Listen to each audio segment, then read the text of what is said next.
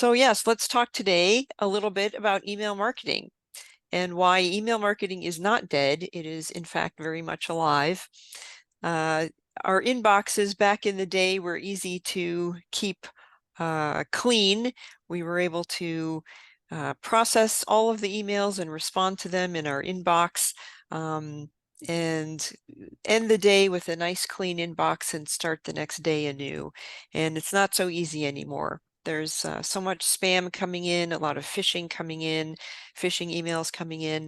And so that has prompted people to declare that email marketing is dead. However, we disagree. And as you'll see on the next slide, we really believe that email marketing is a critical part of an omni-channel marketing strategy.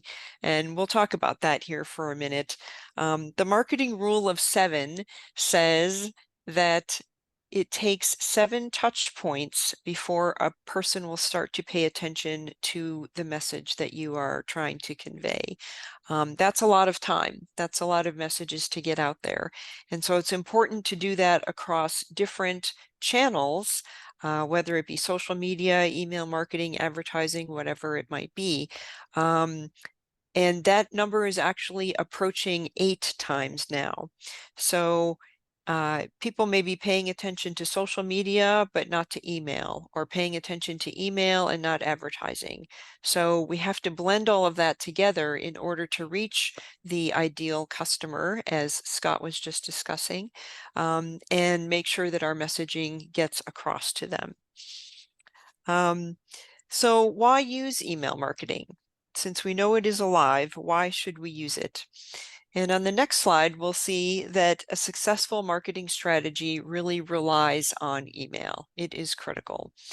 What are the 3 things that you check every day, probably multiple times a day, more than anything else? Your email, your text messages, and your voicemail messages. We all pay attention to those and process those. And so even if a particular email is not being read, it's still out there in front of the target audience. And that's important because unless someone unsubscribes, that means they're still interested in your message and what you have to say, even if they're not particularly reading the message of the day that you have sent. So staying subscribed shows interest in your brand, and you have an opportunity to reach those people. Email marketing is also very cost effective. You can get a contact with an email address for about 75 cents from a reputable list broker. And yes, there are reputable list brokers out there still. And of course, there's ways to gain contacts organically too, but it's very cost effective to build an email list. And then it takes about, I don't know, 1 to 5 cents to send to a particular contact, depending on the email system that you have. So even Google Ads cannot deliver that. Typical conversions cost anywhere from $5 to $8 with Google Ads, and that relies on people searching for your product versus automatically receiving your message because you are targeting them. So it's a very productive way to go about your marketing.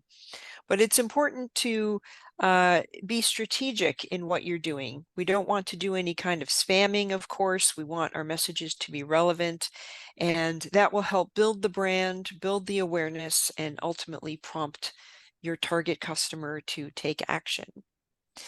So next, we'll see our 4 proven steps to help increase your return on email marketing. And to start off, we want to be sure we're getting our message designed in a way that is prompting action. It's okay to send informational emails now and then that don't particularly request someone to take action from the email, but most of the time we want to be requesting action in some way from our target audience.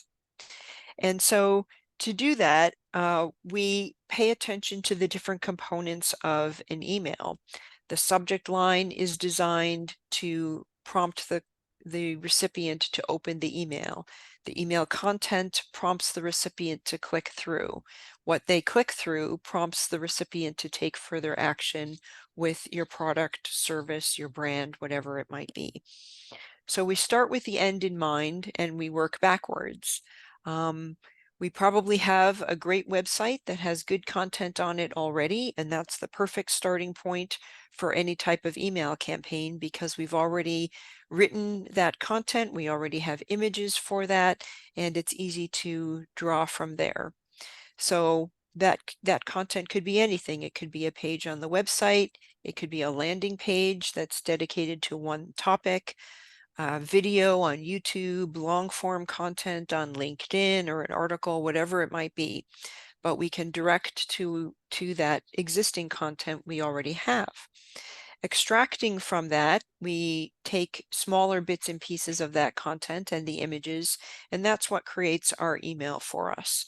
We want to provide some information in a compelling way that prompts people to click through and gets to more of the detail for us. Part of that is by keeping the email short but informative and leave them wanting more. We don't want to provide everything in the email itself unless that's its key purpose, of course. But most of the time we want them to click through to get more information. So adding compelling calls to action are important.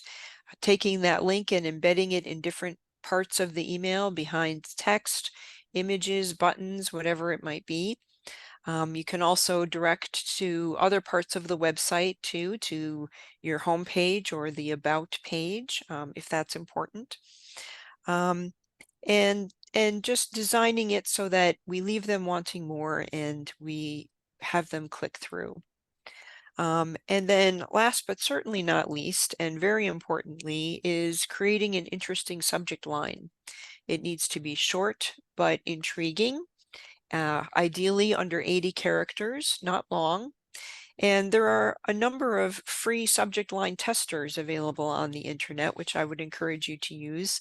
You simply type in your subject line and the system will, using AI, will tell you how you could improve that particular subject line with more words of urgency or making it shorter, whatever it might be. After the email is sent, then on the next slide, we'll see that it's important to analyze our audience behavior. And this is critical because it really directs where your marketing is going to go from there, what types of messaging can be used next. If you don't utilize the results and take a look at them, you're really missing a lot of insight as to what your audience is tuned into.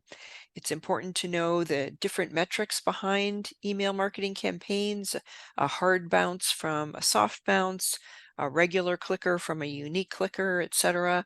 And then looking at that data over time to see what your audience is tuned into. And once you get the hang of looking at those trends, your next email campaign is typically obvious. It's evident to you and easy for you to create the next one from there. It's important to follow up with the unique clickers in particular, aside from the greater target audience that you initially emailed, because they've expressed an interest in something in your first email.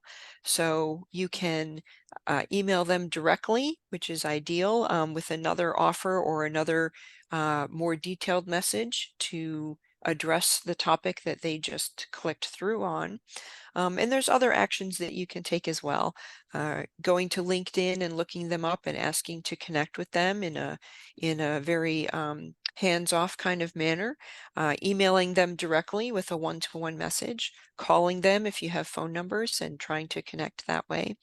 But somehow engaging with them to start to move them through the funnel to become a customer for you. And then, of course, you want to start to create your next email to your entire contact list, including your unique clickers, which again is often evident based on the analysis that you've done from your initial email that you send. And so our key takeaway here is that email marketing is really a critical part of the marketing strategy and should not be dismissed because it really works. And it's a highly cost-effective lead generator that can really benefit your company in the long run.